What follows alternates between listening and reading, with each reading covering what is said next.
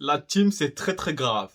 Parce qu'aujourd'hui avait lieu la conférence de Maître Abiba Touré, porte-parole du président Laurent Gbagbo. Maître Abiba Touré, président du CEF. Elle a informé les Ivoiriens sur des situations très graves, très dangereuses. Oui, CEF a déjà détecté et est en train de dénoncer la CEI qui a décidé de retirer le nom du président Laurent Gbagbo dans la liste électorale, a quand même laissé le nom de certaines personnes qui sont pourtant déchues de leurs droits, à l'instar de Maître Abiba Touré. Et pas Maître Abiba Touré, à l'instar de l'avocat de Guillaume Soro, je veux dire. Elle ne s'appelle pas Maître Abiba Touré, j'oublie un peu son nom. L'avocat de Guillaume Soro qui est condamné et déchu de ses droits civils. Mais elle est bien sur la liste électorale. À l'instar de Soul to Soul, qui est déchu de ses droits, mais qui est bien sur la liste électorale. À l'instar de beaucoup de militaires qui sont déchus de leurs droits, qui sont en prison, mais qui sont bien sur la liste électorale. Mais pire, dans la liste électorale, vous avez des enfants de 3 ans. Vous avez des enfants qui sont nés en 2021. Vous avez des enfants qui n'ont même pas encore 4 ans, qui sont dans la liste électorale. Et il y a encore plus pire. Vous avez des papas de 170 ans qui sont sur la liste électorale. Vous avez des femmes qui ont 120 ans qui ont déjà accouché des enfants qui sont sur la liste électorale. C'est grave ce qu'Alassane Dramane Ouattara est en train de faire avec la CEI. Je vous l'avais dit, le président Laurent Gbagbo est bel et bien de retour dans la scène politique en Côte d'Ivoire. Tout bat son plein. Il est fort, il est puissant et il est intelligent. CEF a été mis et le site internet de CEF sera communiqué par Maître Abiba dans la vidéo que je vais vous montrer ici. L'adresse email sera communiquée par Maître Abiba. Donc tout le monde peut maintenant dénoncer. Vous pouvez détecter et vous pouvez dénoncer. Vous pouvez envoyer via la plateforme de CEF pour qu'il puisse avoir tout ce dont vous avez comme élément de preuve. Oui, la team, le président Laurent Gbagbo a frappé fort. Il a autour de lui des personnes qui sont prêtes à travailler. La CEI, le moment est venu, comme dit Maître Abiba, pour vous de travailler pour la Côte d'Ivoire. Parce que toutes les guerres que ce pays connaît, c'est à cause de la CEI. Aujourd'hui encore, la CEI est encore en train de préparer déjà une guerre en Côte d'Ivoire. Qu'est-ce que cela veut dire? De trouver des morts dans les listes électorales, de trouver des enfants mineurs. On parle de plus de 6000 personnes mineures dans la liste électorale. Est-ce que vous vous rendez compte? Et pourtant, CEF n'a même pas encore fini de faire le travail de 8 millions d'électeurs qu'il y a en Côte d'Ivoire aujourd'hui. Comment CEF va pouvoir finir le travail en seulement 10 jours? Faire des recours pour pouvoir s'en sortir? Mais la CEI doit travailler pour la Côte d'Ivoire et ne plus travailler pour M. Alassane Dramane Ouattara. La team, avant de continuer ici, je vais vous laisser avec Maître Abiba Touré qui va d'abord nous éclairer. Écoutez la présidente de CEF. De CEF, sentinelle anti-fraude électorale.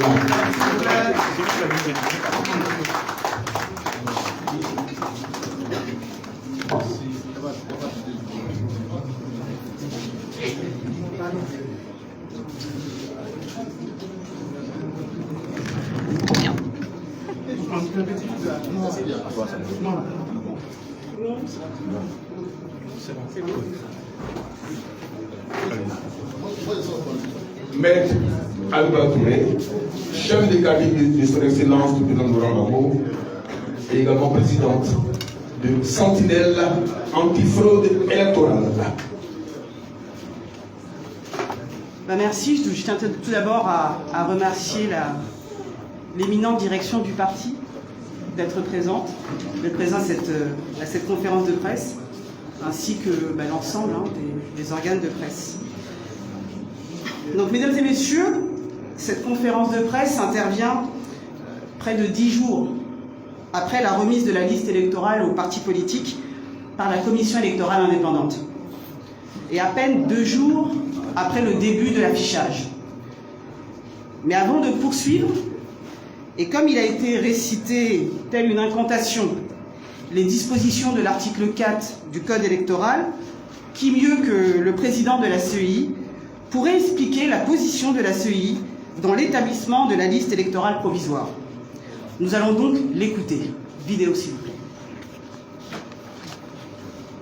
Parlant du président Gbagbo qui n'a pas suivi la liste électorale, je vais vous expliquer.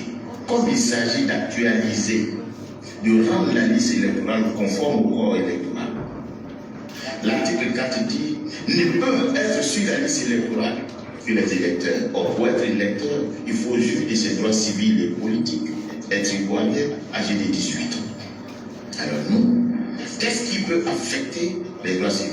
C'est une décision de justice. Qu'est-ce que nous faisons? Nous écrivons au ministère de la Justice pour lui dire, donne-nous la liste de toutes les personnes qui sont déchues de leurs droits civils et politiques. Cette année, le ministère de la Justice nous a donné une liste de 11 000 personnes déchues de ces droits civils et politiques, de leurs droits civils et politiques. Ce n'est pas un acharnement quand on parle du président Gbagbo. C'est parce que certaines personnes veulent focaliser le débat. Sinon, il y a 11 000 personnes qui sont déchues de leurs droits civils et politiques à la suite d'une décision de condamnation devenue définitive. Il y a 53 000 personnes qui sont décédées. Alors, comme vous venez de l'entendre, il nous a été expliqué, pour justifier le refus d'inscription du président Laurent Gbagbo, que la CEI aurait fait l'application de l'article 4 du Code électoral, de sorte qu'il ne faut pas focaliser le débat sur la personne du président Gbagbo, puisqu'il s'agirait, selon la CEI, de rendre la liste électorale conforme au corps électoral.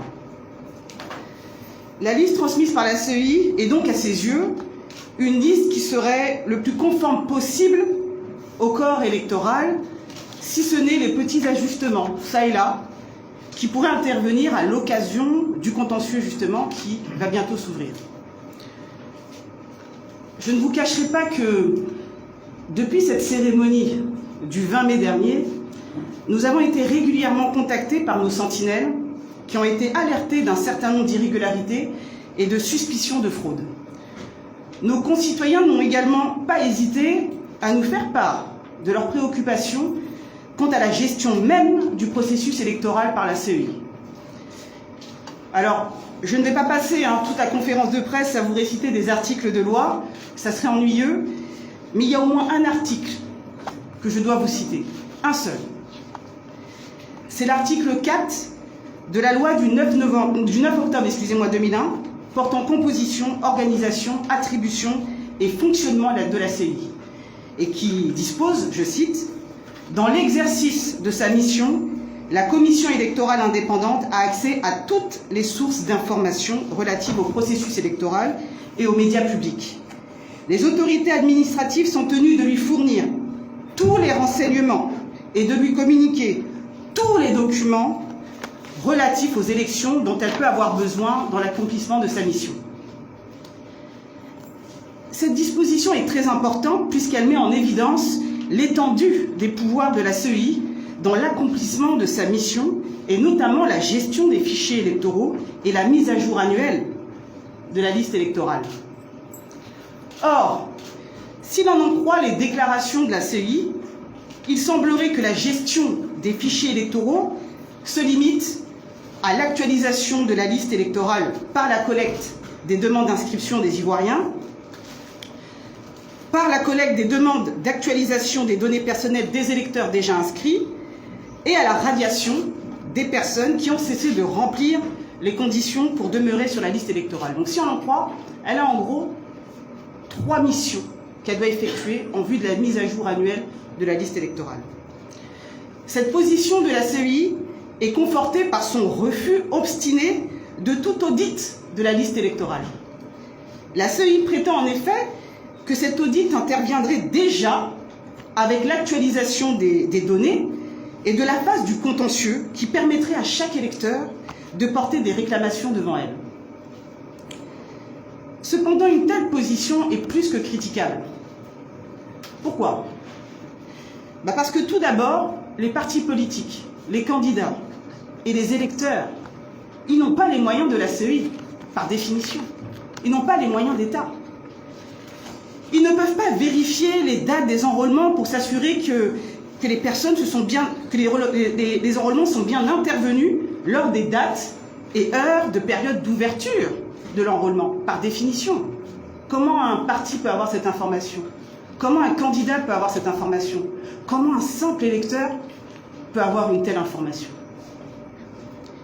Ils ne peuvent pas non plus exiger des autorités, les candidats, les partis, les électeurs, ils ne peuvent pas exiger des autorités administratives la communication de documents de nature à vérifier la régularité de telle ou telle inscription.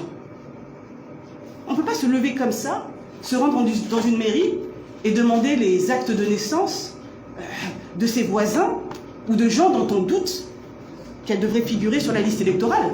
Le particulier, le parti politique, le candidat, il n'a pas ce pouvoir. Mais la CEI l'a. On ne peut pas non plus, on n'a pas non plus le même délai que la CEI. Puisque, pour ce qui concerne les partis politiques, les candidats et les électeurs, eux, ils doivent analyser une liste électorale de près de 8 millions d'électeurs en quelques jours. Et ils doivent formuler des recours, ils doivent formuler des réclamations sur cette liste électorale de près de 8 millions de personnes en 10 jours maximum. Sinon, ils sont forclos. Bon. Donc, le travail de croisement de la liste électorale avec tous les fichiers de l'État qui auraient pu permettre de déceler les fraudes et irrégularités présentes sur la liste électorale, c'est une tâche de la CEI. La loi nous l'a rappelé. Ce n'est pas la tâche, ça ne revient pas aux candidats, ça ne revient pas aux partis politiques, ça ne revient pas aux électeurs. Nous, électeurs, nous, candidats, nous, partis politiques, on peut effectivement contrôler. Mais on n'a pas ce travail à faire. Ça, c'est le travail de la CEI. Mettre à la charge des partis politiques, des candidats et de simples électeurs un travail d'audit sans disposer du temps nécessaire, des moyens matériels et financiers ou du pouvoir de réclamer des autorités administratives les pièces nécessaires est tout sauf de nature à permettre de constituer une liste électorale transparente. Il ne faut pas qu'on se mente. Les textes de la CEI montrent que c'est en réalité son véritable travail à elle, d'auditer. C'est ça qui lui était demandé, pour produire une liste électorale la plus transparente qui soit. Force est malheureusement de constater que ce n'est pas le travail effectué par la CEI, de sorte que la liste électorale est perméable à toutes les irrégularités et à toutes les fraudes. En effet, dans un laps de temps extrêmement court, SAFE a pu être alerté par des citoyens sous couvert d'anonymat, par des candidats et par les sentinelles elles-mêmes, de ce que la liste électorale était truffée d'irrégularités et d'éléments frauduleux. Tout d'abord, et alors qu'il nous avait été dit et répété par la CEI que l'inscription des mineurs est impossible, ça a été dit, force est de constater que c'est faux. En quelques jours d'analyse, nous avons pu relever la présence de mineurs dont l'âge varie pour le moment, puisqu'on débute à peine le travail, mais l'âge varie entre 3 ans et 14 ans. Image. Vous pourrez regarder dans ces projections, effectivement, l'un des électeurs qui est âgé de 3 ans, et puis un autre qui est âgé de 14 ans. Mais ils sont extrêmement nombreux en réalité, nés entre 2020, certains même nés en 2021. Le travail se poursuit pour en déterminer le nombre exact. Mais en tout cas, ça ne semble pas poser de difficulté à la CEI. Nous avons également pu relever la présence de 4638 centenaires sur la liste électorale. Alors vous allez me dire, tant mieux pour eux, ils ont longue vie. Effectivement. Et puis on pourra encore me dire, mais attendez, c'est pas parce qu'ils sont centenaires qu'ils n'ont pas le droit de voter. Ce sont des électeurs comme tous les autres. Oui, oui, c'est vrai. Mais il est tout de même peu probable que des personnes nées au 19e siècle soient encore en vie. Enfin. Je pense, Oui, oui, vous avez bien entendu. Nous avons trouvé sur la liste électorale des personnes nées au 19e siècle. Le doyen d'âge sur notre liste électorale est âgé de 170 ans. C'est notre doyenne. Je vous informe, c'est-à-dire qu'ici en Côte d'Ivoire, vous ne saviez pas que vous avez la personne la plus âgée au monde. Donc, nous avons ainsi sur notre liste électorale des électeurs qui ont entre 3 ans et 170 ans. Et cela ne choque pas la CEI. Nous avons également pu constater la présence de personnes décédées sur la liste électorale. Alors, avant d'en dire davantage sur ce point, nous tenons à rappeler aux familles notre profond respect, bien évidemment, et toute notre compassion à leur endroit, eu égard à leurs lourdes pertes, Mais si nous nous permettons aujourd'hui de citer les noms de leurs proches, c'est avec le plus grand des respects, bien sûr, que nous allons le faire, et c'est surtout afin d'éclairer nos concitoyens sur le caractère extraordinairement peu fiable de la liste électorale provisoire. En effet, nous avons pu constater la présence sur la liste électorale de notre illustre Bernard Dadier, décédé il y a pourtant 4 ans. Il est électeur. Comme si une si grande personnalité ivoirienne, dont le décès ne pouvait pas passer inaperçu, peut encore se trouver sur la liste électorale. Comment ça peut se faire? Mais il n'est pas le seul. Nous avons également pu constater la présence sur la liste électorale du patriarche Abdoulaye Diallo, décédé le 6 mars 2023. Alors, j'entends déjà certains me dire « Oui, mais enfin, il est décédé tout récemment, la CEI, elle n'a peut-être pas eu le temps d'intervenir dans sa mise à jour. Elle a fait une mise à jour, oui, mais bon, elle n'a pas pu faire la mise à jour pour quelqu'un décédé aussi, à une date aussi proche. » Ok. Mais alors, que dire de la présence sur la liste électorale de feu le Premier ministre Seydou Diarra, décédé le 19 juillet 2020? Ou encore de feu Seri Bailly, décédé le 2 décembre 2018. On trouve encore comme électeur feu le ministre Alphonse Douati, décédé le 30 janvier 2022. L'ancien DG de la Sotra, Athé Philippe, décédé le 26 juillet 2019. On trouve aussi sur la liste électorale notre regretté maître Kwasi Kwaku André, décédé le 27 avril 2022, ainsi que le coordinateur régional des Grands Ponts du PPACI, feu Agnero Paul Wood, qui est décédé le 31 mai 2022. Alors, nous pourrions continuer, on pourrait vraiment continuer à vous citer le nom de centaines et de centaines de personnes décédées qui figurent toujours sur la liste électorale. Mais cela nous prendrait trop de temps et le travail d'analyse n'est même pas encore terminé à notre niveau. Toutes ces personnes décédées ont ainsi encore leur qualité d'électeurs. Ces seuls exemples sont de nature à démontrer que la CEI, qui s'enorgueillit de radier de la liste électorale les personnes dont les noms figurent sur la liste transmise par le ministère de l'Intérieur, a manifestement omis des personnes dont elles-mêmes, sans aucune démarche particulière, ne pouvaient ignorer le décès. Nous avons également noté la présence sur la liste électorale, écoutez bien, de personnes prétendument déchues de leurs droits civils et politiques. En effet, une fois n'est pas coutume, je vais vous parler de M. Guillaume Soro. Vous le savez tout comme moi, M. Guillaume Soro, après avoir rompu avec le pouvoir, a fait l'objet de poursuites judiciaires ayant abouti à sa condamnation par contumace, ainsi que ses proches collaborateurs, comme Maître Afoussi Bamba ou encore M. Souleymane Kamaraté Dissoul Toussoul, qui est toujours en prison d'ailleurs. Pourtant, tenez-vous bien, si M. Guillaume Soro a été radié de la liste électorale, Maître Afoussi Bamba et Soul Toussoul, qui avaient également été condamnés dans la même affaire criminelle, figurent eux toujours sur la liste électorale.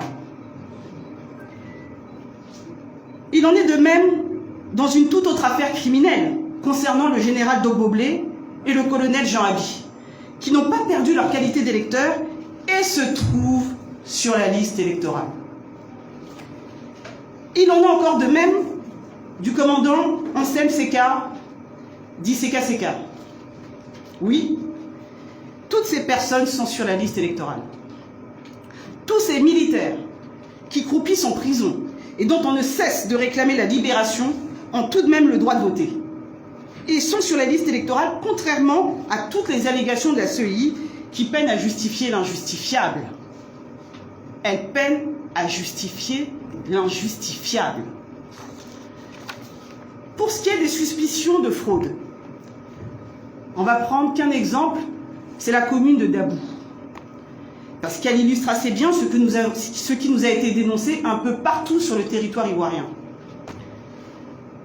Pour la seule commune de Dabou, c'est plus de 800 suspicions de fraude qui nous ont été dénoncées. Il nous a été remis des documents dans lesquels des mêmes individus présentent des parents différents, suivant qu'il s'agisse de leur acte de naissance ou de leur carte d'électeur. Les noms et prénoms des parents changent, ou parfois c'est la date et le lieu de naissance qui sont différents, alors que cela concerne la même personne. Les informations figurant sur les actes de naissance de ces personnes, notamment les lieux de naissance des parents, qui sont souvent nés à l'étranger, si l'on en croit les actes de naissance, les informations contenues dans les actes de naissance, sont différentes des informations qui sont indiquées lors de leurs inscriptions sur la carte électorale. En résumé, sur leur inscription sur la liste électorale, ils vont dire que leurs parents sont nés à Dabou, mais quand on vérifie sur leurs actes de naissance, les parents se retrouvent nés à Bamako, à Ouagadougou, bon, qui n'est pas encore la Côte d'Ivoire. Les fausses déclarations à elles seules sont ainsi de nature à douter du droit de ces personnes à figurer sur la liste électorale. Sinon, pourquoi mentir? Et pourtant, ces personnes hautement suspectes figurent bien sur la liste électorale. Les informations contenues sur la liste électorale sont telles que vous avez des électeurs qui ont des pères, et surtout des mères, on a vu plusieurs cas comme ça, de mères qui auraient mis au monde ces électeurs à, tenez-vous bien, 120 ans. C'est-à-dire que ces femmes ont accouché de ces électeurs à 120 ans. Ça se passe de tout commentaire, je dirais. Nous avons également pu constater qu'il y a des individus qui font état d'une filiation qui est contredite par les éléments figurant sur leur acte de naissance. Ainsi, un même acte de naissance semble avoir été utilisé par plusieurs électeurs pour justifier de leur filiation et de leur capacité à figurer sur la liste électorale. Il y a ainsi plus de 800 cas dans la seule commune de Dabou. Plus de 800 cas. Les candidats PPACI dans toutes ces zones vont bien évidemment effectuer les réclamations devant la CEI. Nous avons en outre pu relever des cas flagrants de transhumance qui faussent nécessairement le processus électoral et pour lequel nous nous étonnons de l'inertie de la CEI. En effet, en se fondant sur les derniers chiffres de l'INS, sur le recensement global de la population et de l'habitat, nous pouvons constater que la commune du Plateau comptait en 2021 7186 habitants. Mais alors, dans le même temps, cette même commune compte 82 707 électeurs. Comme s'ils tombaient du ciel juste pour les élections et après ils repartaient. L'inadéquation entre le nombre d'habitants et le nombre d'électeurs, voire même le caractère ubuesque de ces chiffres, n'est pas de nature à garantir un processus électoral transparent. Nous nous étonnons que ces suspicions de fraude n'amènent pas la CEI à procéder à des investigations plus poussées. Elle qui est si prolixe à justifier l'injustifiable vis-à-vis de certains citoyens. En ce qui concerne les doublons, bien que le président de la CEI n'a cessé de répéter qu'il était impossible de s'inscrire plusieurs fois sur la liste électorale, force est de constater que la liste électorale le contredit, sa propre liste électorale le contredit. En effet, on a retrouvé une personne qui dispose de 2 numéros d'électeurs différents pour les communes de Lakota et de Grabo.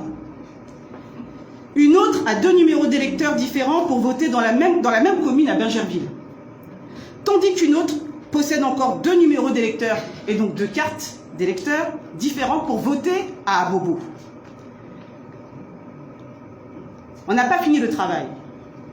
Mais aujourd'hui, on peut vous dire que les doublons recensés s'élèvent à 6036 qui sont inscrits sur la liste électorale et qui peuvent voter 2 fois, voire 3 fois, et ont été repérés. L'impossible est ainsi devenu possible avec la CEI.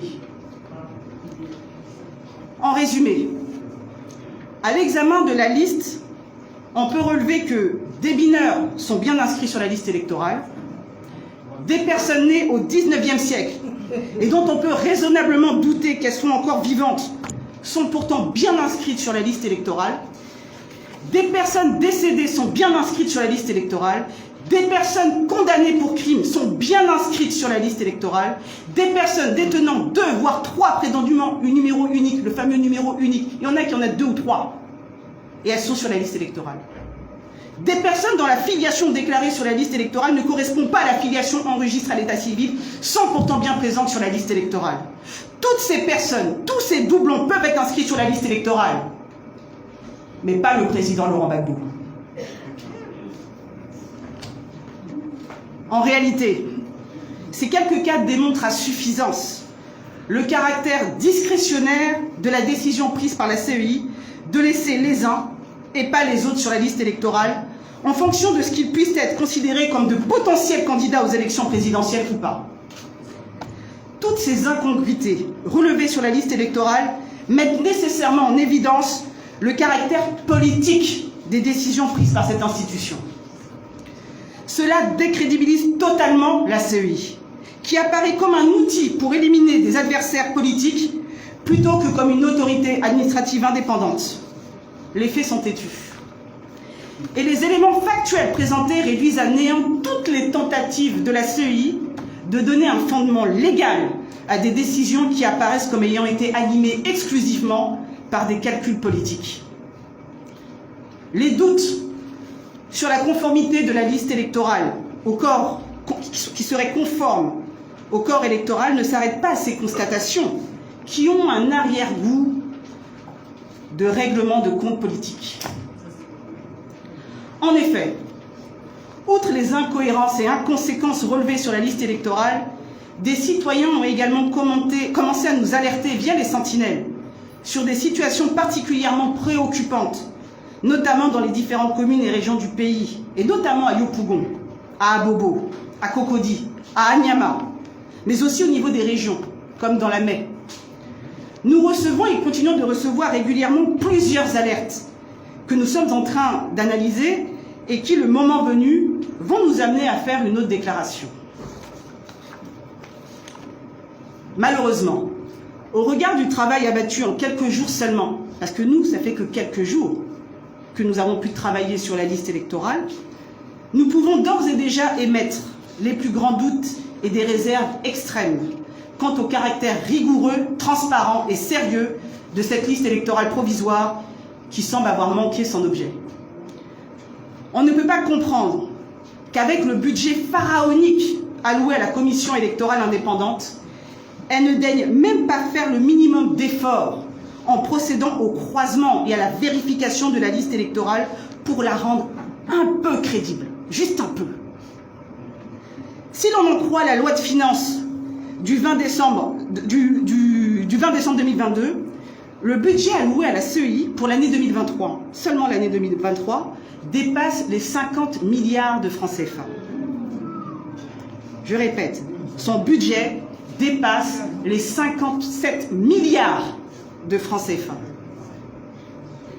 Sur cette somme, il est indiqué que c'est plus de 12 milliards qui sont alloués à la révision de la liste électorale. 12 milliards qui sont alloués à la révision de la liste électorale. À quoi ont donc réellement servi ces milliards?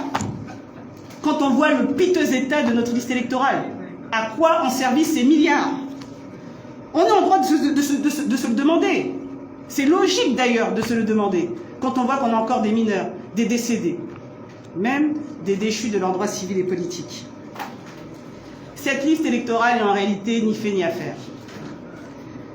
Toutes les irrégularités et suspicions de fraude constatées par SAFE, qui ne dispose d'aucun moyen, et sur un laps de temps extrêmement court, nous amènent vraiment à douter de la liste électorale provisoire telle qu'elle nous a été présentée, remise et affichée. Alors bien sûr, vous me direz que des recours sont encore possibles. Mais cette possibilité est limitée dans un laps de temps tellement court qu'elle ne permettra pas aux citoyens et aux partis politiques de faire suffisamment de recours, de réclamations pour pallier les carences de la CEI. En effet, on ne peut pas demander aux partis politiques d'analyser en moins d'une semaine une liste électorale de plus de 8 millions d'électeurs. Voyons, ce n'est pas sérieux. C'est tout simplement impossible.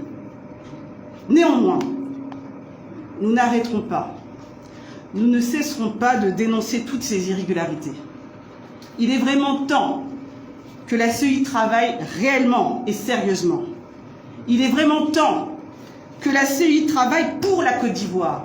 Je répète, il est temps que la CEI travaille pour la Côte d'Ivoire, que la CEI travaille pour la Côte d'Ivoire et qu'elle cesse de donner l'impression de servir un camp.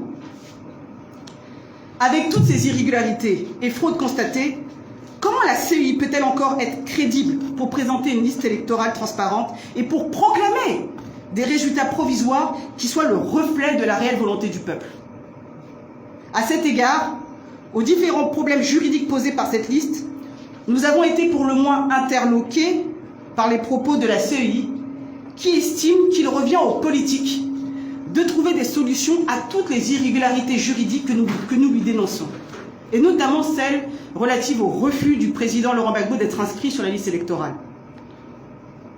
Alors, à quoi sert cette CEI si elle se défausse sur le politique pour camoufler ses propres carences? Elle sert à quoi?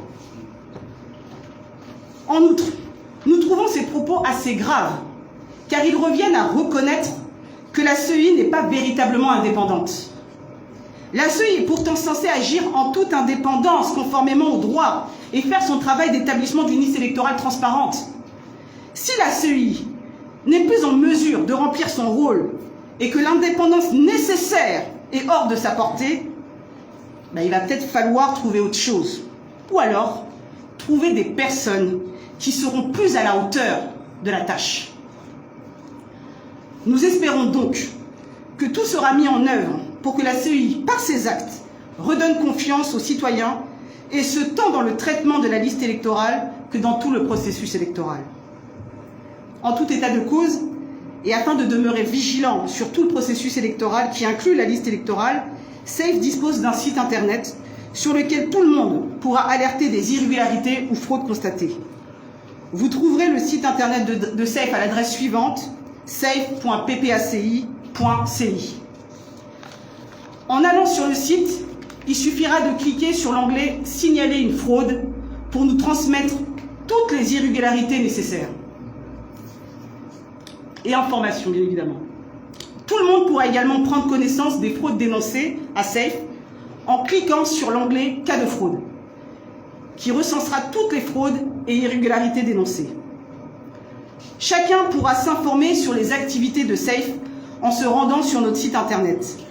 Nous travaillons également à la mise en ligne des vidéos et tutoriels pour sensibiliser chacun à être vigilant face aux différentes techniques de fraude.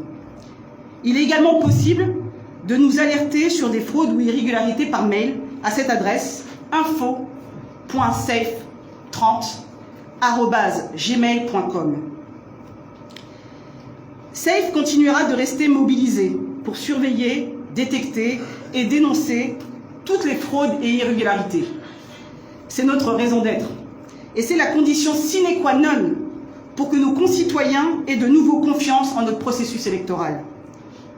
Pour finir, tout ce travail n'aurait pas pu être accompli sans le travail acharné et sans relâche des vice-présidents Ousmane Sissavané, Viviane Yakale, Kazadia et le professeur Tano.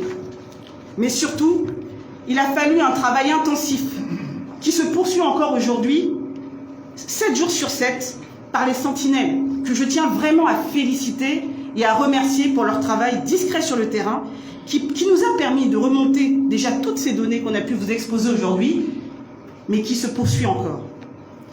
Il faut aussi saluer tous ces anonymes qui n'ont pas hésité à nous remettre des éléments de preuve quant aux suspicions de fraude et des irrégularités. Ce sont les premiers résultats de ce travail que nous avons exposés aujourd'hui. Mais le travail est loin d'être terminé. Nous faisons que commencer. Continuons donc de surveiller, détecter et dénoncer ensemble. Je vous remercie.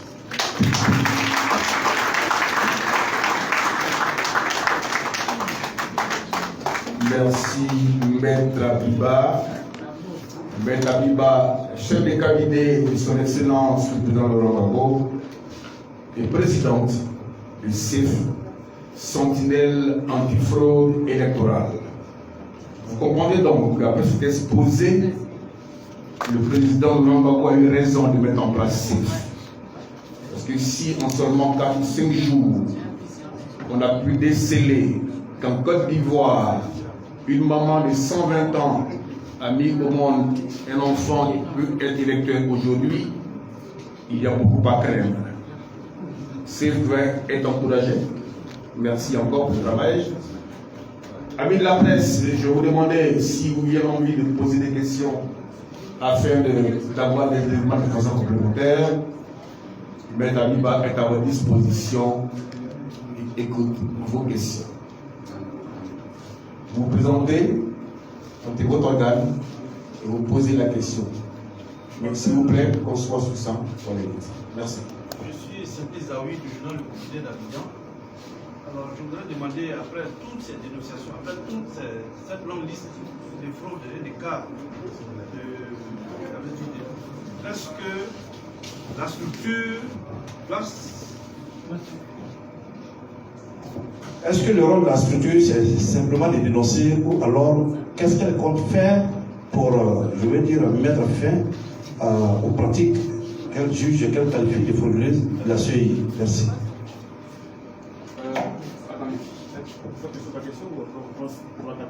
Qu'est-ce qu'il faut? On prend 5 questions, on note. Merci. Je suis Ferdinand Baïd du quotidien Le Temps. Je voudrais juste savoir, juste savoir, est-ce vrai qu'elle a décliné l'invitation de NC?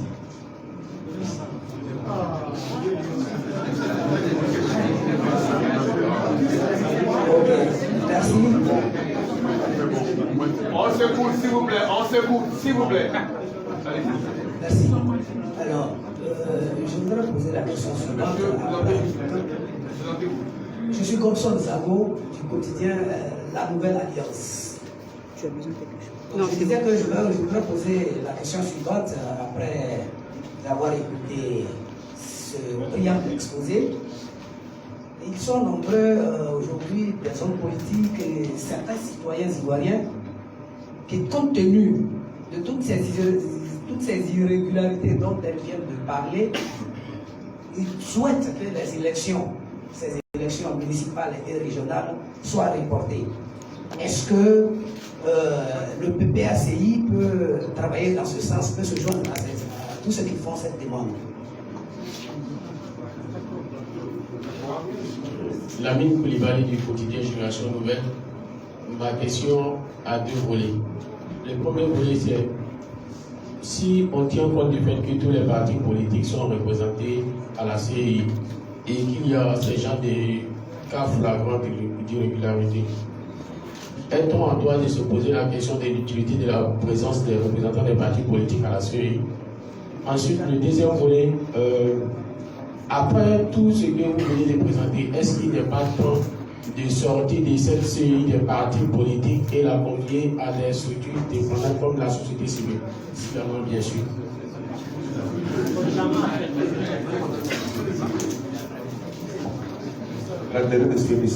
Merci.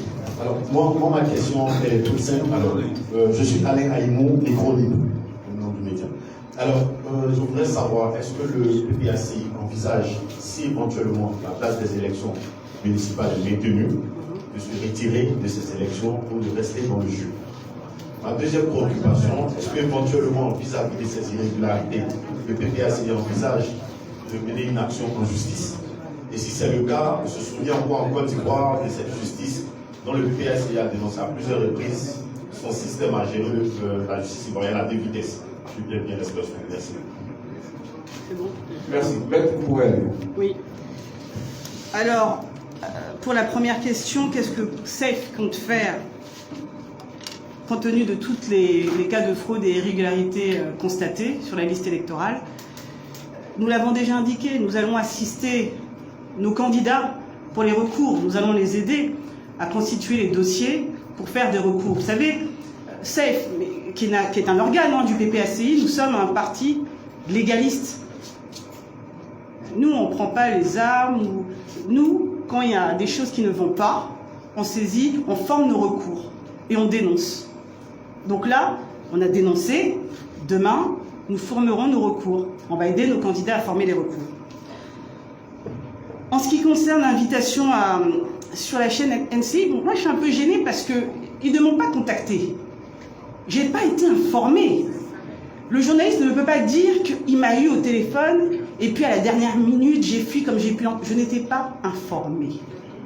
Donc, lorsque ces bruits ont commencé à courir, forcément, j'ai pris attache avec le président de la commission communication du parti, parce que c'est la cellule communication du parti qui gère les rapports avec les médias, et il m'a indiqué effectivement que la direction du parti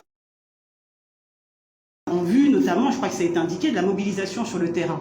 Bon, nous sommes un parti où nous essayons d'être disciplinés.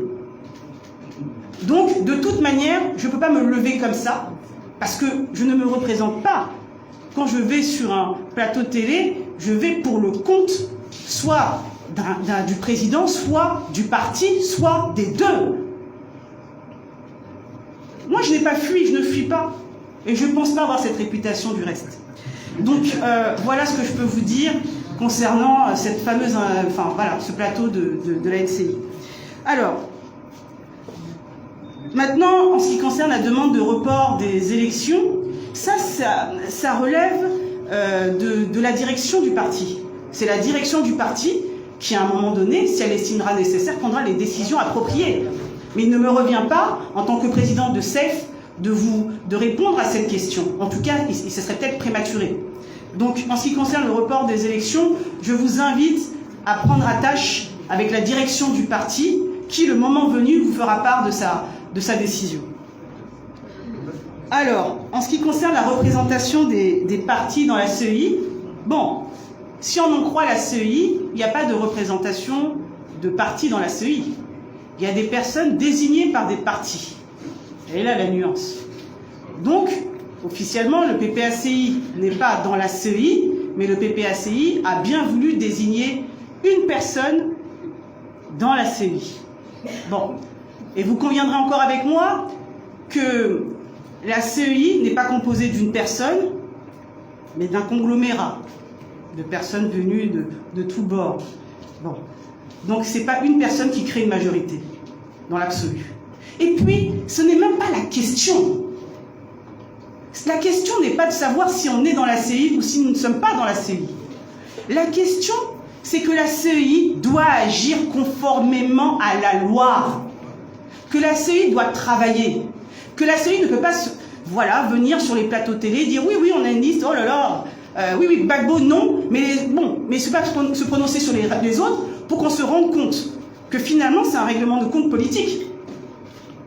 Sinon, je ne peux pas comprendre la présence sur la liste électorale de personnes qui sont actuellement en prison. C'est ça le nœud du problème. La CEI n'a pas travaillé sérieusement. Ou alors, qu'a-t-elle fait des milliards? Parce qu'elle ne peut même pas dire que c'est un problème de moyens. Nous, petit organe safe, sans moyens,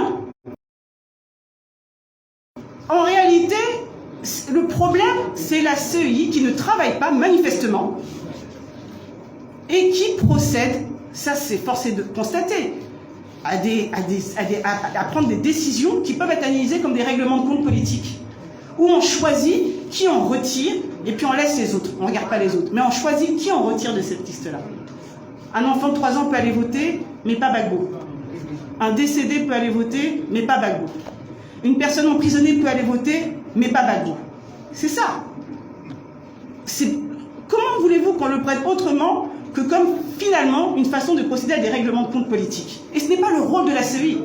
La CEI était censée rassurer tout le monde. La CEI était censée rassurer tout le monde. La CEI, aujourd'hui, suscite la méfiance de tout le peuple. C'est ça le problème. Maintenant, ce qui concerne, est-ce que la CEI envisage de se retirer? Encore une fois, ce n'est pas une question qui relève des prérogatives de SAFE, c'est une question qui relève de la direction du parti. Mais je crois, au regard des dernières déclarations du parti, que ce n'est pas ça la question. Aujourd'hui, la direction du parti a été très claire. Il fallait expliquer au peuple ce qui s'est passé. Il faut mobiliser sur le terrain, aller sur le terrain et expliquer aux militants, aux sympathisants, aux citoyens ce qui s'est passé et le jeu dangereux auquel se prête la CEI. Voilà, je crois avoir répondu à toutes les questions. Est-ce qu'il y en a d'autres? Est-ce que vous avez envie de poser des questions? C'est bon? Bon, je pense que quand c'est clair, c'est clair. La team, vous avez fini d'écouter Maître Abiba Touré. Nous sommes ici d'accord que oui, aujourd'hui, un parti politique est arrivé et s'oppose au RHDP de manière efficace. On ne parle pas seulement, je dis bien, un parti politique s'oppose au RHDP de manière efficace. Le RHDP n'a pas de programme politique. Ils n'ont pas de plan politique. Ils n'ont rien à proposer. Ils ont porté les armes hier pour venir au pouvoir. Parce qu'ils n'avaient rien à proposer. Et tout ce qu'ils ont proposé, ils n'ont rien fait. Ils n'ont que fait un suivi sur ce que le président Gbagbo avait déjà fait et ses prédécesseurs. Le seul truc qu'ils ont décidé d'avoir comme projet, c'est de construire la prison. Mais cette prison même n'est pas finie. Ils ont donc fait quoi? Tous les ponts qui sont en train de construire là, c'est le travail du président Laurent Gbagbo. La CEI doit donc comprendre que tout ce qui va en découler sera bien évidemment de sa responsabilité et en partie de son président. J'entends les gens dire, mais le PPACI est dans la CEI. Maître Abiba a été clair. La CEI, le PPACI n'est pas dans la CEI. Le PPACI a désigné une personne qui est dans la CEI. Mais une personne ne peut pas régler tout le problème parce que c'est la majorité qui l'emporte.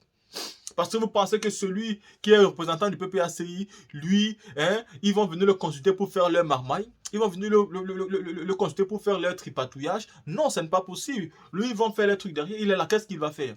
Une seule personne, qu'est-ce qu'il va faire? C'est pourquoi la CEI, on ne peut pas la faire confiance. Il faut que la commission électorale indépendante soit vraiment indépendante et qu'elle travaille un temps soit peu pour la Côte d'Ivoire, mais plus pour un individu. Comment vous pouvez mettre dans la liste électorale des personnes qui sont mortes? Mettre dans les listes électorales des enfants. Mettre dans des listes électorales l'homme le plus vieux de l'Afrique avait 170 ans. Nous, on ne savait pas qu'en Côte d'Ivoire, l'homme le plus vieux d'Afrique vivait en Côte d'Ivoire, il avait 170 ans. Nous ne savons pas que la femme la plus vieille qui a donné naissance à un enfant en Côte d'Ivoire a 120 ans. Mais vous allez avoir tout ça dans la liste électorale. Et nous ne savons pas aussi que nous allons trouver des personnes qui sont sur les listes électorales 2 à 3 fois. Donc, ils peuvent voter 2 à 3 fois dans plusieurs communes. La team, voici donc la réalité dans laquelle nous sommes. Et cela, on ne peut se savoir que grâce à un parti qui est courageux, qui a la niaque et qui a la capacité de dénoncer. Et nous aussi, nous faisons pour nous le job. Nous partageons ces vidéos avec vous pour que vous les voyez, pour vous galvaniser. Parce que le moment venu, quand le mot d'ordre sera lancé, il faudra vraiment répondre à ce mot d'ordre-là. Alassane Ouattara a un peu trop duré dans sa marmaille, sa manipulation et sa mauvaise manière de gouverner. La dictature en un point fini. Le tyrannisme en un point fini. À un moment donné, il faut mettre stop et tout faire pour arrêter. Et j'espère qu'il y aura un consensus dans l'opposition pour ça. Parce que ce n'est pas seulement le problème du PPACI. Il faut un consensus de tous les Ivoiriens qui se mobilisent pour dire non à cet individu que le président Gbagbo a donné la chance de poser sa candidature. Il est devenu président de la République de Côte d'Ivoire. Pourtant, il n'est même pas ivoirien.